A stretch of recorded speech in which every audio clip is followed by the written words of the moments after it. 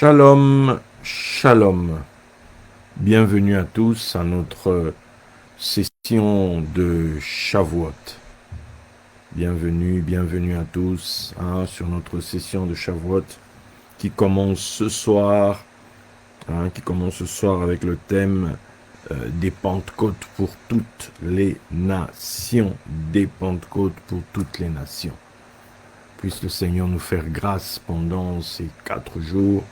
Puisse sa parole abonder, puisse sa vie, en tout cas, nous toucher et vraiment puissions-nous sortir de ce moment impactés profondément par la parole du Seigneur. Nous allons prier. Abba, nous tenons dans ta présence maintenant, par le biais, Seigneur, de ce réseau, par le biais, Seigneur, de cet instrument qui nous permet d'être réunis dans le temps et l'espace, qui nous permet d'être réunis maintenant même autour de ta parole. Que ton nom soit glorifié, toi qui es l'Élohim de ma destinée, toi qui es le roi assis sur ton trône, toi qui es le fidèle. Que ton nom soit glorifié, Abba, toi l'Élohim et le Père de notre Seigneur Yeshua HaMashiach. Que ton nom soit glorifié, toi l'Élohim de Papa Cérulo et de Béni-In. Que ton nom soit glorifié, toi qui es l'Élohim de tous mes maîtres, toi qui es l'Élohim de mes pères. Je viens t'adorer, Abba. Je viens te glorifier, je viens t'exalter maintenant même. Que ton nom soit glorifié. Toi qui as fait les cieux, la terre, la mer et tout ce qui s'y trouve, le monde et ceux qui l'habitent. Que ton nom soit glorifié ce soir, toi qui as fait l'Adam, tu as fait Christ. Tu as fait le corps de terre et le corps de feu, le corps terrestre, le corps céleste, le corps humain et le corps divin, le corps physique et le corps spirituel. Tu as fait le corps de poussière, tu as fait le corps de lumière. Tu as fait le corps mortel et immortel, corruptible et incorruptible. Tu as fait le corps de honte et le corps de gloire. Tu as fait le corps infirme et le corps plein de force. Tu as fait, Seigneur, le corps tente et le corps temple, le corps temporaire et le corps permanent. Le corps unique et le corps multiple, le corps seul et le corps accompagné. Tu as fait, Seigneur, oh, le corps minéral et le corps cosmique. Tu as fait l'âme vivante, tu as fait l'esprit vivifiant. Que ton nom soit glorifié, Adonai. Que ton nom soit exalté. Toi qui es le miséricordieux, le compatissant, le riche en bonté, le lent à la colère. Toi qui fais grâce aux hommes, toi qui résistes aux orgueilleux. Que ton nom soit glorifié, toi qui es le grand clément. Oh, tu fais grâce à qui tu fais grâce et tu fais miséricorde à qui tu fais miséricorde. Béni soit ton nom, toi qui nous as fait grâce en Yeshua. Béni soit ton nom, toi qui nous as bénis de toutes sortes de bénédictions spirituelles dans les lieux célestes en Christ. Que ton nom soit exalté, toi qui es ma double portion, mon délicieux héritage, ma belle possession. Que ton nom soit glorifié, toi ma bonne part qui ne sera point ôtée.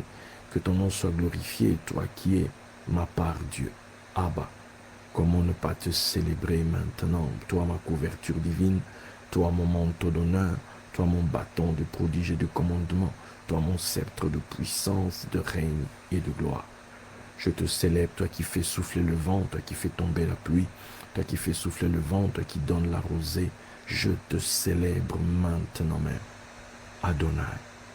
Alléluia. Alléluia. Louange à toi qui donne la vie aux morts. Louange à toi, Seigneur. Toi qui as ressuscité Yeshua d'entre les morts. Toi qui l'as élevé, loin au-dessus des dominations, des principautés, des autorités. Oh oui, toi qui l'as fait asseoir à ta droite. Toi qui lui as donné ton esprit et qui l'as envoyé, Seigneur, sur ses apôtres, sur ses disciples. Que ton nom soit glorifié, car ce que tu as fait avec lui, tu l'as fait avec tous. Que ton nom soit glorifié. Adonai. En ce temps de la Pentecôte, nous nous tenons dans ta présence, en ce temps qui commémore, Seigneur, l'accomplissement de Shavuot. Oh oui, l'accomplissement de Shavuot, le Shavuot de la Torah, Seigneur, tu l'as accompli. Tu l'as accompli en Christ, tu l'as accompli en Christ. Et nous nous tenons là, Seigneur, nous nous tenons maintenant dans ce temps, afin d'avoir part, afin d'avoir notre part de cet accomplissement, afin d'avoir notre part, Seigneur, de ce que tu as déjà prédisposé pour nous en Christ. Que ton nom soit célébré, que ton nom soit glorifié. Ma prière est que je parle comme je dois parler de ces choses et que je sois en bénédiction en multitude de ceux qui m'écouteront. Ô Seigneur, de ceux qui m'écouteront, Seigneur, ce soir et dans les temps à venir. À toi la louange, à toi la gloire, Père. Dans le nom de Yeshua, j'ai ainsi prié. Beshem Yeshua melech hakavod, Beshem Yeshua melech haolam, Beshem Yeshua melech kol Elohim, Beshem Yeshua qui baptise du Saint-Esprit et de feu, Beshem Yeshua Rashi, Beshem Yeshua Honoris Doctor of Divinity, j'ai ainsi prié. Amen. V. Amen. Bien le bonsoir une fois encore à tous. J'espère que cette parole, ce moment vous trouve dans de bonnes conditions et que vous êtes prêts, vous aussi, à recevoir cette parole. Quel que soit le pays où vous vous tenez maintenant, je vous salue tous de la France, je vous salue tous de la Suisse, je vous salue en Angleterre, je vous salue en Allemagne, je vous salue en Côte d'Ivoire, je vous salue au Canada, je vous salue tous maintenant même aux États-Unis, au Congo, en Côte d'Ivoire. Vraiment recevez mes salutations dans le nom de Yeshua.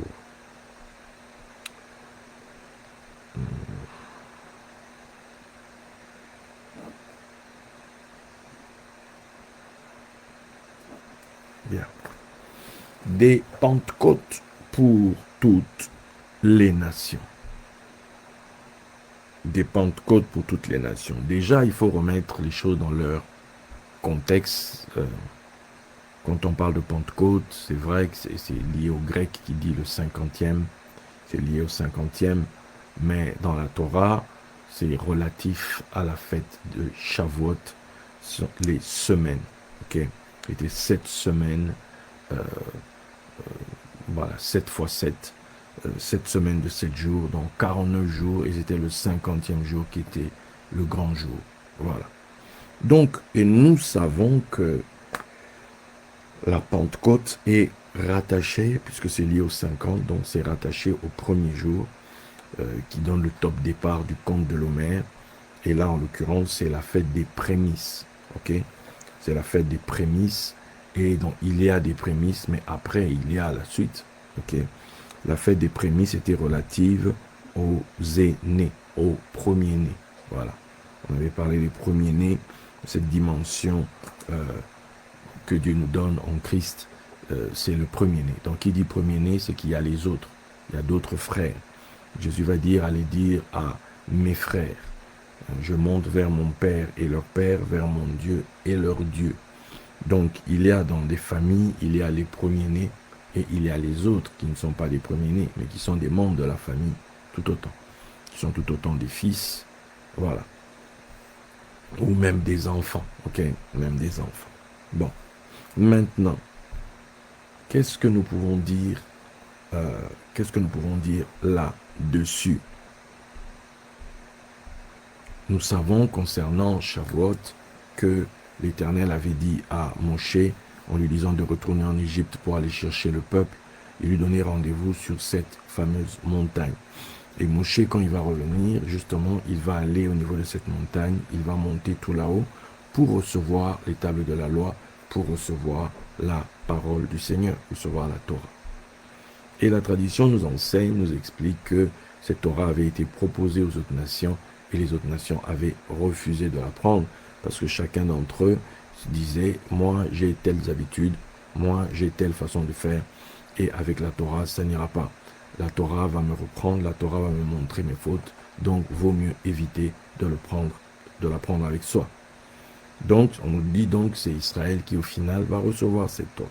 Bon. Qu'est-ce qu'ils en ont fait? Comment ça s'est passé? Quand on va lire dans Isaïe, on va nous dire, j'ai voulu pour mon peuple proclamer une loi de liberté, etc. Une loi magnifique pour mon peuple, mais voici un peuple dépouillé. Pourquoi? Parce que Moshe dira, vous avez vu des miracles, vous avez vu des signes, des prodiges, mais Dieu ne vous a pas donné des yeux pour voir, des oreilles pour entendre et un cœur pour comprendre. Donc, c'est par rapport à la Torah, justement. Parce que Paul va nous expliquer que quand on lit Moïse, un voile est jeté sur le cœur. Lire Moïse, c'est quoi? C'est lire la Torah.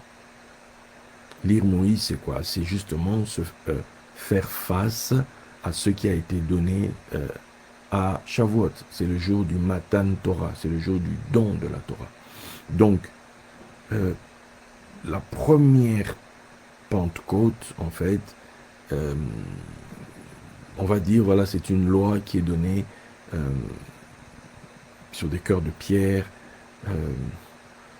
C'est la lettre qui tue, donc le sens littéral du texte, et qui était en même temps en fait une prophétie, puisqu'on nous dit que les fêtes, toutes ces choses, c'est l'ombre des choses à venir, et la réalité de ces choses est en Christ.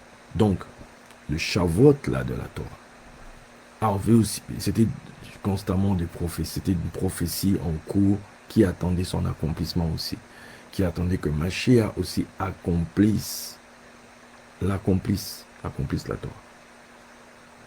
Ok. Et si vous avez compris cette idée comme quoi les autres nations ont été privées de la Torah de Moshe au départ, quand le fameux jour dans Acte 2, où on nous dit que ceux qui étaient réunis là, qui ont été remplis du Saint-Esprit, qu'est-ce qui s'est passé? Ils se sont mis à parler en d'autres langues. Et les gens qui sont venus ont dit, mais comment les entendons-nous parler dans nos langues des merveilles de Dieu? Et on cite le nombre de peuples, de nations qui étaient là. Donc ces nations-là ont tous reçu, si je puis dire, ont eu un représentant, en tout cas en esprit, une portion de l'esprit pour eux. Dans ce miracle, les nations étaient incluses. Dans ce miracle qui se déroulait ce jour-là, les nations qui avaient été privées de Torah, maintenant en Christ, recevaient eux aussi la Torah. Est-ce que quelqu'un est en train de comprendre? Il faut bien comprendre le contexte. Dans la tradition hébraïque, on nous fait bien comprendre que chaque peuple, avant qu'Israël ne reçoive la Torah, elle a été proposée aux autres peuples. Et ils ont refusé. Et c'est Israël qui va recevoir cette Torah. Mais maintenant, nous ils disent, on obéit, nous obéirons et nous comprendrons plus tard. Donc on va d'abord se soumettre et après, voilà. Donc, mais maintenant dans le Nouveau Testament, quand même Shavuot est accompli, le premier truc c'est que les nations aussi entendent. Le premier truc c'est que le miracle inclut les autres nations. Donc il n'y a pas une nation qui va dire que non, moi je n'aurai pas part à ça. Non, non, non. Toutes les nations ont part, ont désormais droit en Christ à expérimenter Shavuot. Shavuot ne va plus demeurer une exclusivité d'Israël du fait qu'ils aient reçu la Torah de Moshe, mais désormais en Christ, le Mashiach, désormais la Torah, devient aussi, ce n'est plus juste un moracha d'Israël. En Christ, la Torah devient aussi moracha des Goïm. Est-ce que quelqu'un comprend? En Christ, la Torah n'est plus seulement moracha d'Israël, comme on le lit, ok? Mais en Christ, désormais, la Torah devient la moracha de la France, la moracha des États-Unis, la moracha du Congo, la moracha de la Côte d'Ivoire, la moracha de la Suisse. Bref, la Torah devient un bien international, disons-le comme ça, un bien pour toutes les nations. Ça, c'est sûr, ça ne va pas faire plaisir à ceux qui sont au monde la lettre, hein, mais il faut bien comprendre, mettre les choses dans le time, tu vois, liner là, donc au niveau du timing, où est-ce qu'on se positionne. Ce qui se passe dans Acte 2, c'est un moment important. C'est un moment qui, désormais, il y a une distribution. La Torah est désormais à la portée de toutes les nations. Maintenant, la particularité ici, c'est que c'est un nouveau Moïse, en fait, puisqu'il avait été dit que Dieu vous donnera un autre prophète comme moi. C'est Moïse lui-même qui l'a dit. Alors, quand on nous dit qu'ils étaient environ 120, ce jour-là, ils sont environ 120. Or, 120, c'est la vie de Moïse. C'est ce qu'a duré la vie de Moïse. 120 ans. Tu vois, toujours vert, toujours vigoureux, toujours fort, dans la plénitude de sa force. Sa vue n'avait pas baissé, etc. Donc, on est en plein Moïse, là. C'est un nouveau Moïse. C'est le prophète comme Moïse qui vient désormais. Et là, ce prophète comme Moïse ne se borne pas qu'à Israël, mais ce prophète comme Moïse parle à toutes les nations. D'où ce prophète comme Moïse, en l'occurrence Yeshua, il va dire « Allez et faites de toutes les nations des disciples ». Ici, quand il dit ça, quand il dit ces choses, allez, c'est avant qu'il ne monte. Okay? C'est avant qu'il ne monte, donc il donne ses ordres.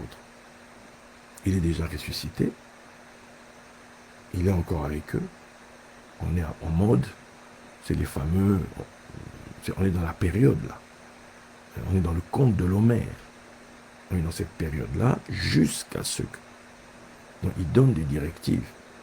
Ce n'est plus autant au début de l'histoire quand vous lisez, il dit je n'ai pas été envoyé aux autres nations, etc. Non, j'ai été envoyé pour Israël, pour la maison d'Israël et toutes les brebis perdues de la maison d'Israël. Il le dit, qu'il n'est pas venu pour les nations.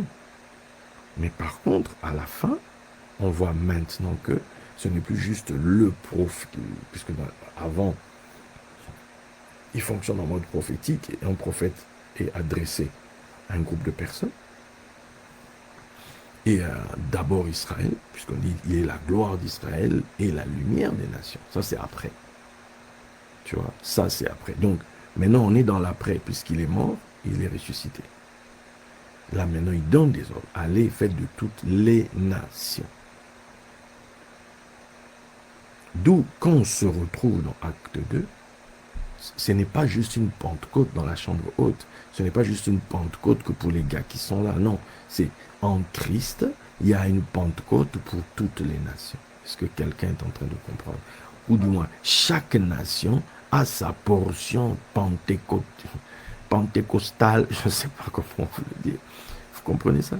Chaque nation. Puisque en Christ, tout est accompli. La Pentecôte est accomplie en Christ.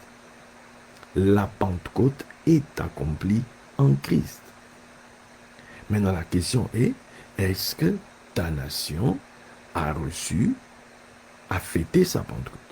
Est-ce que ta nation a reçu sa Torah, sa portion de Torah? Est-ce que ta nation a été illuminée? Est-ce que ta nation a reçu, elle aussi, sa mesure? Ils disent, comment les entendons-nous parler dans nos langues des merveilles de Dieu? Chaque nation a besoin d'entendre, de recevoir le livre de sa nation. Chaque nation a besoin de ça. Chaque nation a besoin de connaître sa Torah. Chaque nation, son enseignement. Jésus dit, allez, faites de toutes les nations des disciples. Enseignez-leur ce que je. Donc, puisque Torah, c'est lié à l'enseignement. Donc, cette Torah qui est désormais la Torah des nations, c'est ce qu'on va appeler la Torah Mashiach. C'est l'enseignement du Messie. C'est l'enseignement du Messie qu'il donne à cette nation, qu'il donne à cette nation. C'est l'enseignement du Messie qui est communiqué à la multitude. C'est de cela dont il s'agit. Donc, première grande information ce soir, c'est que en Christ, Shavuot s'accomplit. 1. 2. En Christ, la Torah cesse d'être la moracha d'Israël seulement, pour devenir la moracha de toutes les nations.